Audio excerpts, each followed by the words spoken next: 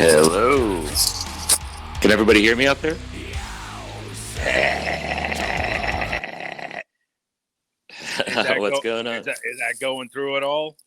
It is. I can hear you fine. Hopefully, everybody else All can. right, all right. Let's hope that's the case for everyone then. Awesome. I know it's the case for you too because I've been texting with you, Frank, and this Yeah, is the first time I've ever used this station that thing. So we're basically just hoping and praying and fingers crossed over here that this is going to work out. But it you know, sounds like it is. I think people are responding right now. Yeah, I can hear loud and clear. Yeah, everybody's responding. It sounds great, man. all right, But perfect. And let's. Jess says, "Hi, Frank." Oh, what's up? Good to see you guys. Mhm.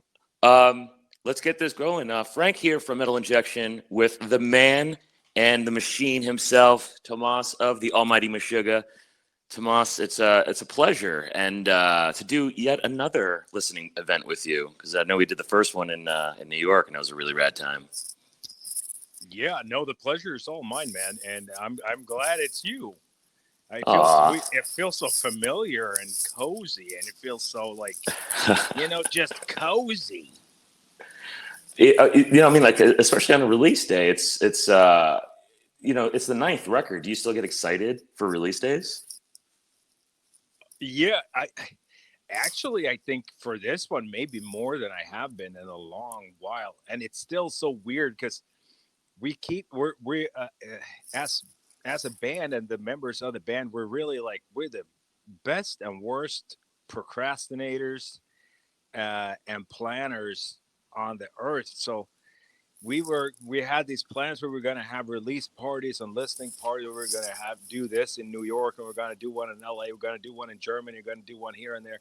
And of course, this is all we're doing now. So Right. whoever's logged into this right now and tuned in, uh, do enjoy it because this is all there's going to be really.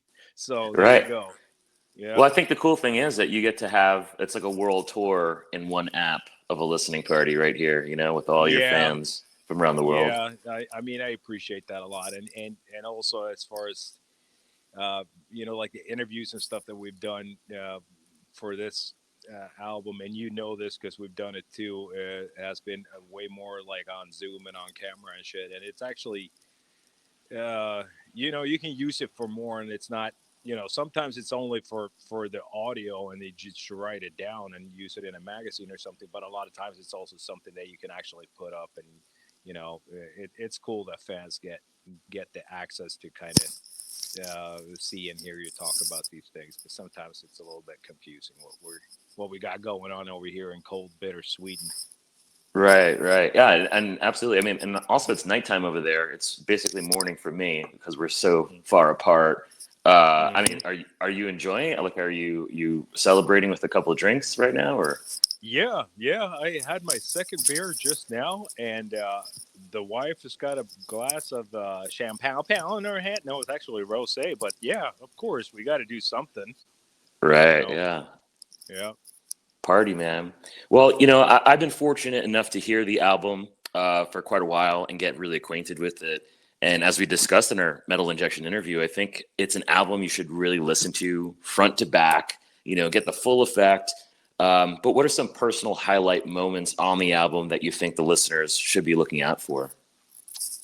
Uh, I mean, there's a bunch of them. I think for me personally, I do have like strong feelings about certain parts, and just like you said, we're old school. We're right when we write albums, and especially when we pace out the songs like over the album. We try to really think about like if you're the listener and you buy the album, you listen to it from start to finish, you want to take them on some kind of journey throughout the album. And with this one, which is, uh, borderline almost too long an album at 67 minutes or something like that, you really have to do whatever you can to kind of, to get some dynamics and stuff in there. So, and I think I feel like we kind of accomplished that with songs like They Move Below and like how it ends and how the album starts, and stuff like that. But some highlights for me, like Phantoms, for example, is one of those tracks that was really challenging for me, even though it came from like we wrote that based off of drum or rhythmical ideas or drum ideas, Hmm. and then we kind of wrote riffs for that. But uh, it was basically an idea that I just sat at the kit and just spoofed around, and I came up with this kind of weird way of playing something, and then I took it immediately from there to kind of the computer world, and I never even attempted it at drums, for like 2 years. So you write this whole track, and then you're like, yeah, I guess, because it came from me playing drums, right? So it should feel normal. But then you add a click track to that, and there's a whole new world when you start having to adhere to a click track, and it's not no longer necessarily that easy or just flowing, and you like this sounds like it might be fairly easily done as a drummer once you know the rhythmical idea, but it's actually quite a tough one. And I'm really stoked how that came out. And another one that's kind of a that was such a last minute addition to the album was Ligature Marks, which to me is maybe the strongest track off the whole album. And I think we had like 1 week to rehearse that. And Morton, it's one of Morton's tracks, and we were all done. Like we had all the material that we were going to do for the album, and we were like into the last week of rehearsal. And I'm at the kitchen at our studio where we rehearse and that where we've been like the headquarters for 20 years. And I hear this song he's playing like in his room because he's right next to the kitchen there. And I was like, dude, what is this? Like, what aren't you telling us? Like, there's something going on here. This is something, you got some good cooking going on here. What is this? And he's like, yeah, I don't know. I guess I guess maybe it's kind of done or something, but I don't know. It's like so last minute and everything. It's like, "No, just play it to me." And he played me the song, and it was the actual exact like version of how it came out on the album, and it was already done. But he Right. himself had like he didn't know really if he how much he liked it or if he really liked it or whatever. But it turned out so good on the album, I think. And to me, it's actually one of those that kind of really kind of gets stuck in your head, and I really like how it came out. I love that. Milton cooking up some riffs in the kitchen. Hmm. And I know Meshuggah's music is always a work in progress, and many of the riffs and parts found on the album, not just stuff like you just talked about, Ligature Marks, where it's brand new and last minute, but you have riffs that are left over from other writing sessions of other albums. How far back does Immutable reach back into Meshuggah's history? And can you tell us about some of your favorite sections that finally made it out there to the listeners? Yeah, for sure. I mean, I think the things that are really kind of been there for a long time, I think, has been Morton's stuff. And like Past Tense, the closer of the album, which is just like a guitar part. Uh, I know he's had that one lying around for years, and he's kind of refined it over time, I think. And finally, we felt like we found a place for it. And same thing goes with the first track of the album, Broken Cog, which was I think we originally tried kind of recording that for Colossus, and I just could not get into it as a drummer. It's kind of a weird thing when you don't really get to play. You're kind of waiting to do hits. You have a click track like or whatever, and you're just trying to like you don't get to like use your right hand like you normally do to play a hi-hat or a ride or something that kind of keeps the flow going. So you're basically just sitting there and like got got got so you're waiting, and it was really hard for me to get into that the first time we tried. I remember it sounded like absolute crap when I played drums to that click track.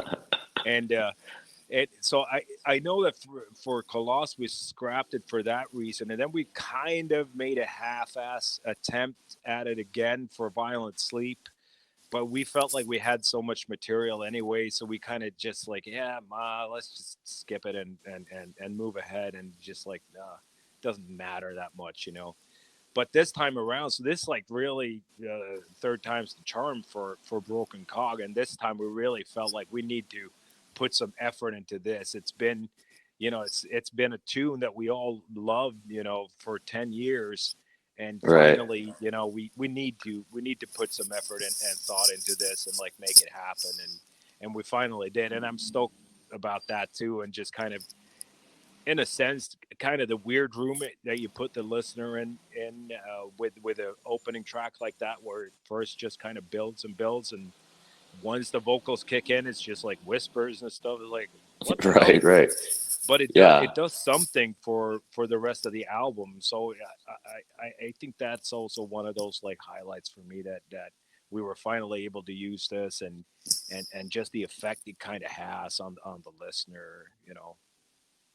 Right. I think everybody could agree. We're also stoked that it worked out and it got it going, because Broken Cog is a fucking badass track and a beautiful way to start off the record.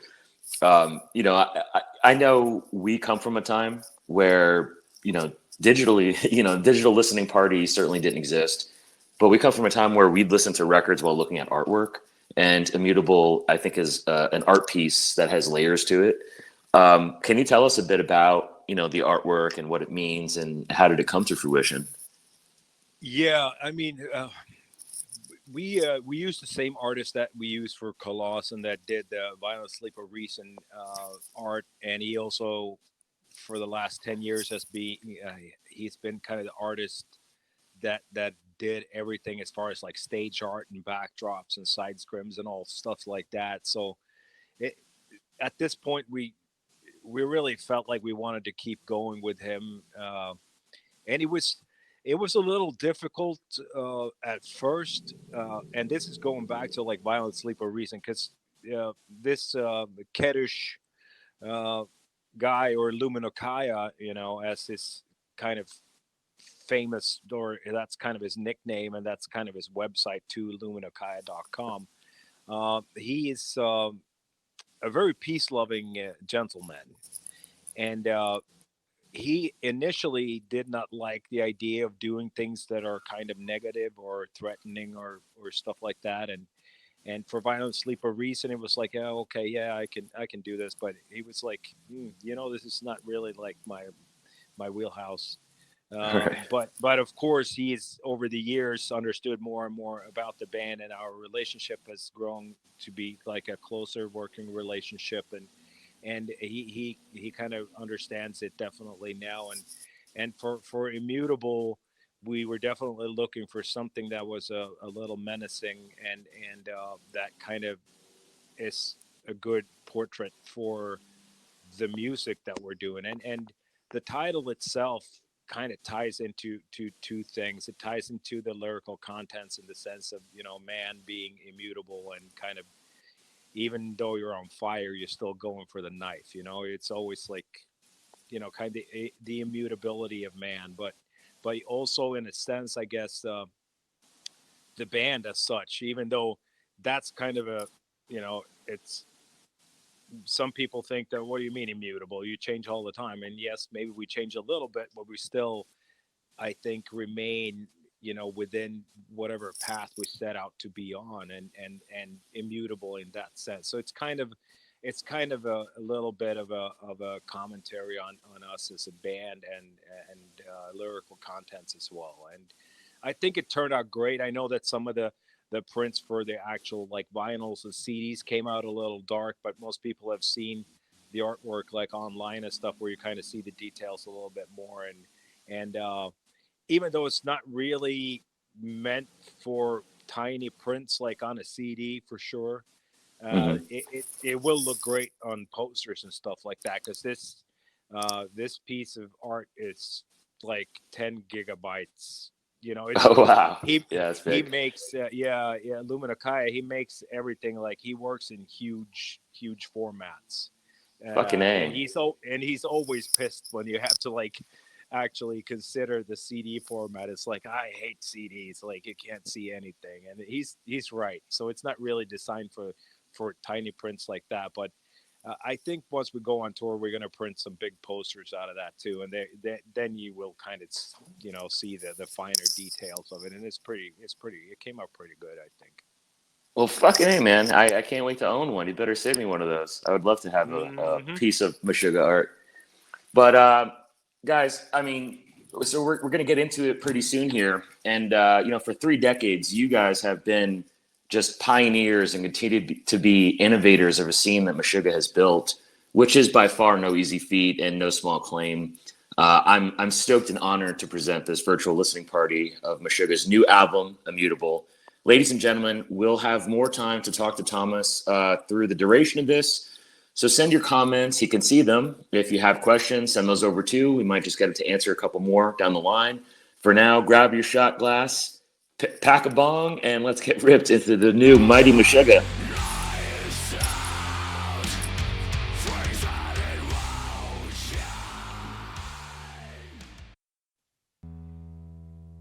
Hey guys, is everybody having fun?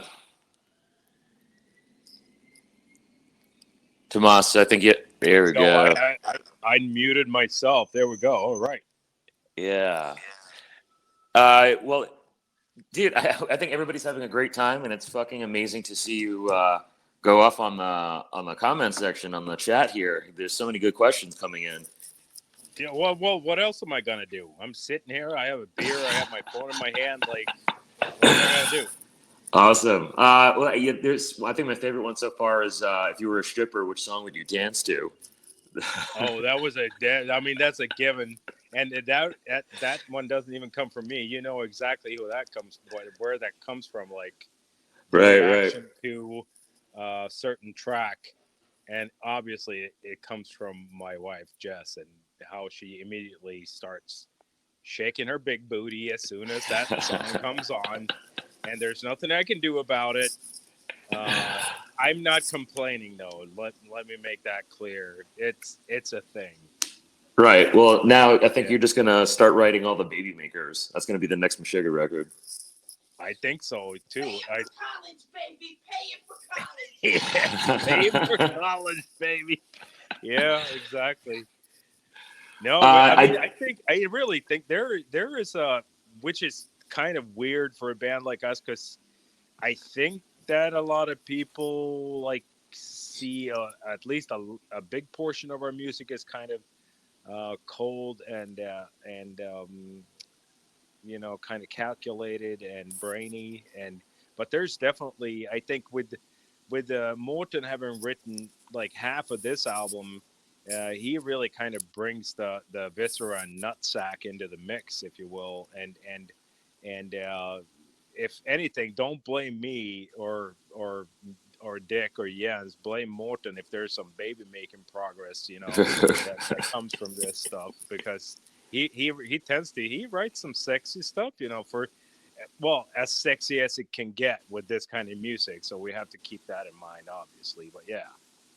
Awesome, man. Well, I mean, you guys are killing it. The record is fucking amazing. And I know it might be a bit early, but with 13 new tracks under your belt, do you know which you're stoked to put into the set, the live set list coming in the year?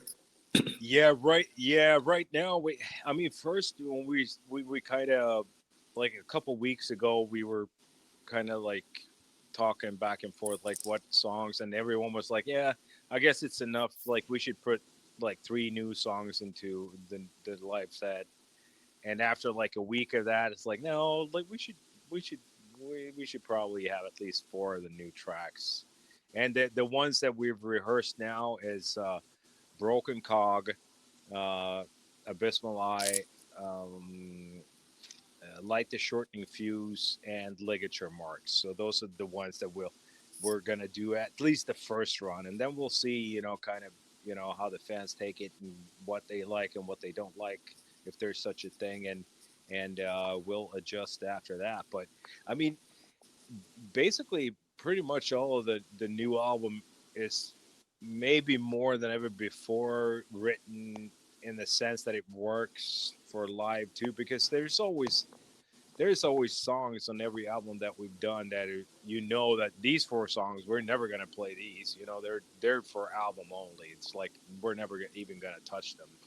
Right. But this album is different in that regard. It's actually the whole album pretty much is like doable stuff live, and so we'll see down the line.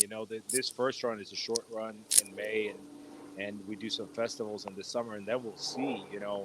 Maybe that will change. Maybe one or two of them is like, I guess maybe this is not like doing like we hoped that it would, and we might change it. So we'll see.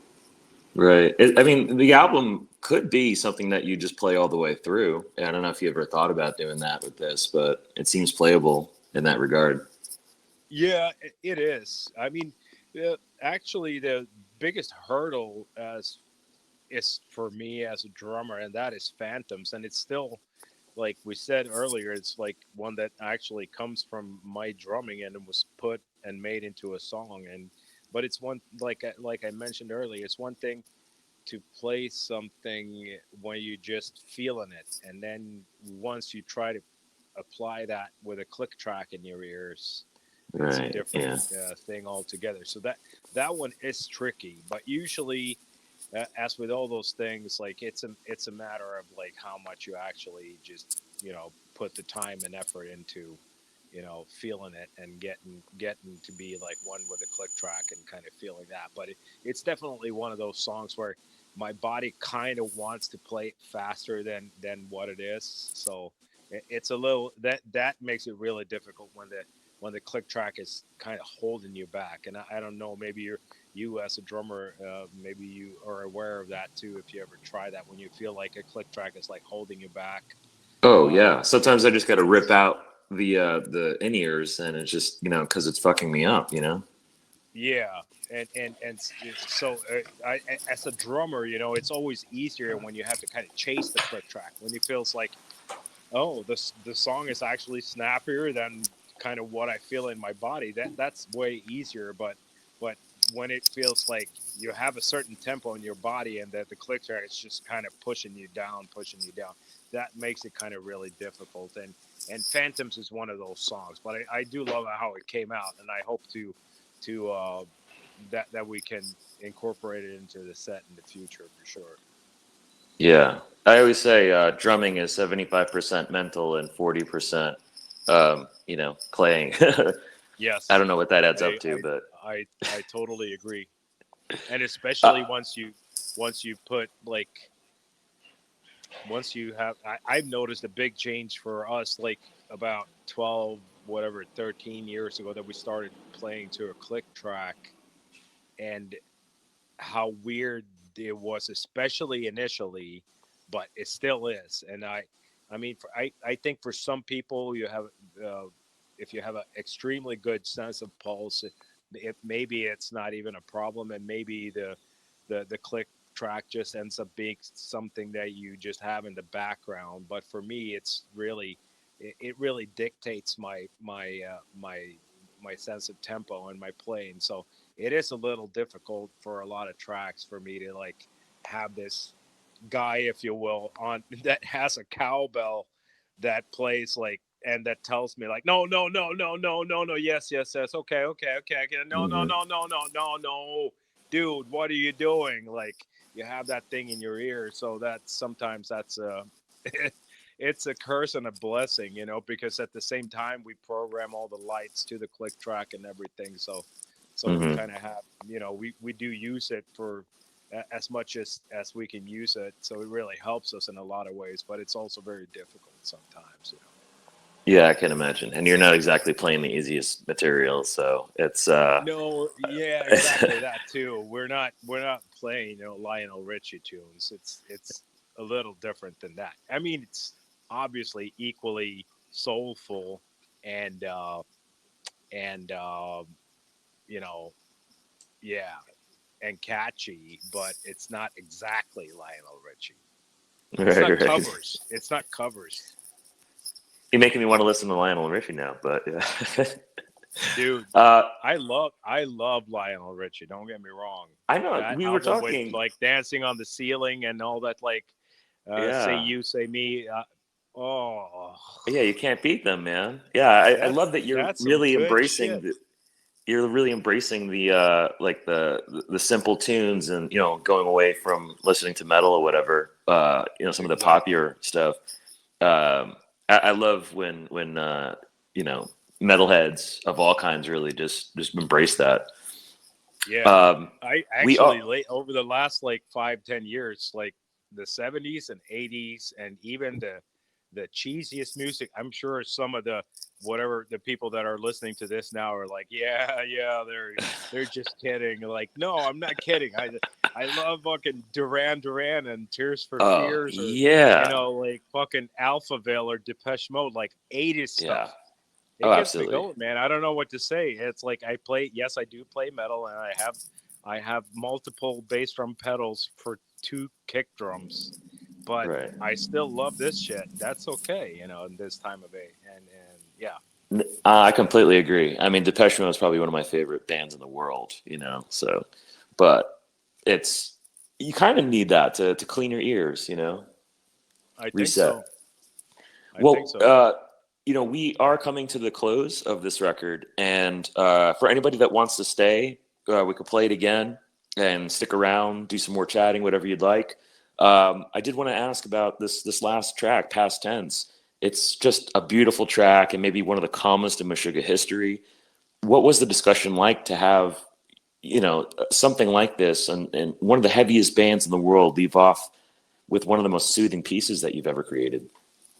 I think that uh, it came both from like once we knew that the album was going to be 60 plus minutes.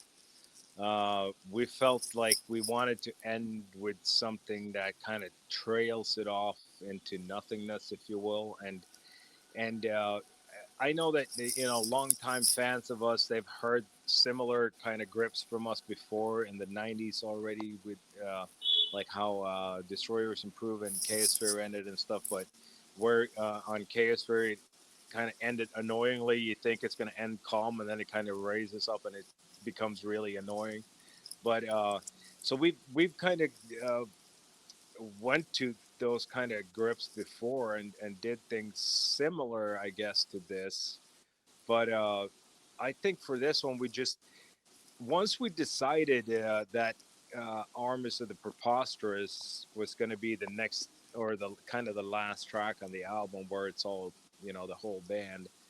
That song has kind of a almost a melancholy kind of tone to it, and the lyrics as well. It's kind of sad, in a way, and we really just kind of wanted to strengthen that, going out from the Hmm. album, and in that sense, I think that it was yet again one of those uh, guitar parts that one of maybe 100 guitar parts that Morton has written over the last like 10 years, uh, that kind of just stuck with us, and we felt like, yeah, we should definitely use this as the closer for the album, and this time not make a spoof out of it and make it all like silly and annoying towards the end, but actually just keep it as is, and that's kind of what we did. And I to me at least, it's the perfect closer for the album, and especially since it's such a long album,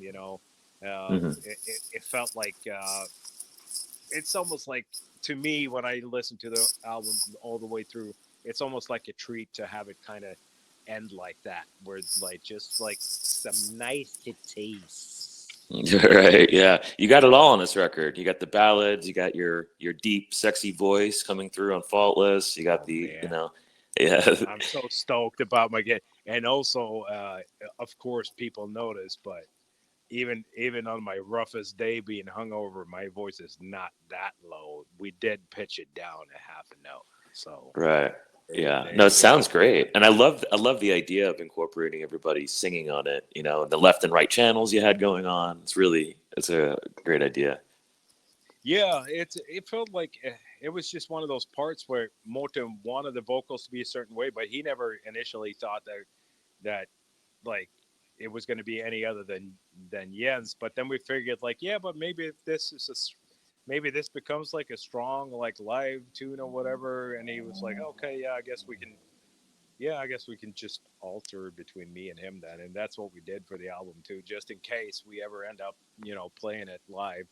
Right. It would be a kind of a cool thing, I think, for fans too, where you have like a little bit of, you involve Morton in the vocals a little bit more and stuff like that. So I think it could be cool. But obviously, I'm gonna be very sweaty. I'm very like, uh, not feeling too hot or very hot actually behind the drum. So my spoken vocals would, if we do it, it would probably be backing tracks at that.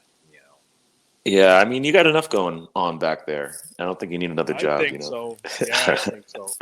I don't Well, think I need like I can't do the Braun Daler thing and like have a oh yeah, person. seriously. I mean, basic. What I need to do to really be a full on like, if I take this fucking progressive shit seriously, I need a gong, and I need obviously a microphone right in my face. I need I need a chime tree. And I Right. think I might need like a dishwasher or something that's going with some metal scraps in it. But because I'm not doing shit right. I mean, look at the serious people like Neil Peart and Danny Carey. At least there has to be a gong. I don't know what I'm at. We're gonna get you a Phil Collins headset, so you can use That that might back work. there. I don't know if that's going to be enough though, but it'll put a dent into the misery for sure. I'm sure your mixing guy is gonna love it. Well, like I said, we're coming out to the last track now, past tense. Everybody, if you want to stick around, the label is going to be playing some more of the record, as long as you guys are chatting it up and asking more questions. But Tomas, it's always a pleasure, amazing to talk to you, and send Jess my love. Thank you. I will, and likewise, Frank. It's always a pleasure to talk to you. And to all you guys that were tuned in to this tonight, I just want to say a huge thanks, and thanks for all the questions. They were all awesome. Even the stripper pole ones were probably my favorite. But yeah, I really appreciate it, and we appreciate it as a band. And all the guys in the band say hi and whatnot, and they couldn't be on this tonight, but there you go. Someone, i.e., the drummer, has to do all the goddamn work. It's always the drummer. All right, and there we have it. That's a wrap, kids. All right. Cheers, man. Thank you, everybody, for listening. All right. Thank you, Frank. I appreciate it. Thank you so much. Cheers, man. All right.